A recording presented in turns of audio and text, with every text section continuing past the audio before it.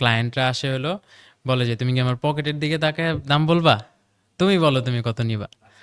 তখন আমাদের আসলে প্রাইস না বলে থাকার উপায় হয় না। ক্লায়েন্টরা বলে যে what will be the cost, কারণ ও অনেকগুলো কোটেশন নিচ্ছে, 4-5টা ফ্রিল্যান্সার থেকে কোটেশন নিয়ে দেন ও ডিসাইড করবে কার সাথে কাজ করবে। এই ক্ষেত্রে আমরা কি করি, আমরা মার্কেটের স্ট্যান্ডার্ড দেখি যে এই টাইপের কাজগুলোতে আমার কম্পিটিটররা কি নিচ্ছে, দেন ওটার সিমিলার একটা প্রাইস আমরা বলি। তো ক্লায়েন্ট ধরেন তখন বললো যে না আরে তুমি 250 বললো, আমি তো ভাবছি এটা 100 হবে।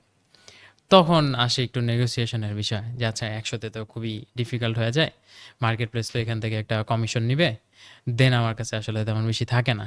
তো যদি কোয়ালিটিটা আমার ইনশিওর করতে হয় তাহলে আমার আসলে 150 নিচে পসিবল না। দেন ক্লায়েন্ট ওটা ম্যাচ করতে সাধারণত চেষ্টা করে। যদি ক্লায়েন্ট বেশি স্টাবর্ন হয়, যে বাজেটেরই তো বিষয়টা, আমার তো কস্ট জিরো কাইন্ড অফ, কারণ আমার ইনভেস্টমেন্ট আগে যা ওই ল্যাপটপ কিনছি, নেট বিল আমার দিতেই হচ্ছে, আমার কিন্তু আপফ্রন্ট আর কোনো কস্ট নেই, আমার ওই হিউম্যান লেবারটা লাগবে। তো কি হচ্ছে, আমরা ওই $100 হইলেও কাজটা নিয়ে নিই। আচ্ছা দাও, সমস্যা নেই, whatever you are comfortable with, but next প্রজেক্টে চেষ্টা করো যে আমার রেগুলার বাজেটেই দিতে। তো ক্লায়েন্টের কাছে কিন্তু আর কোনো অপশন নাই।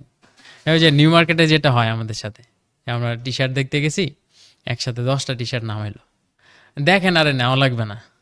তারপরে একটা আমি ধরেন চুজ করলাম যে এখন মানে নিব, অথবা নিব বা নিব না।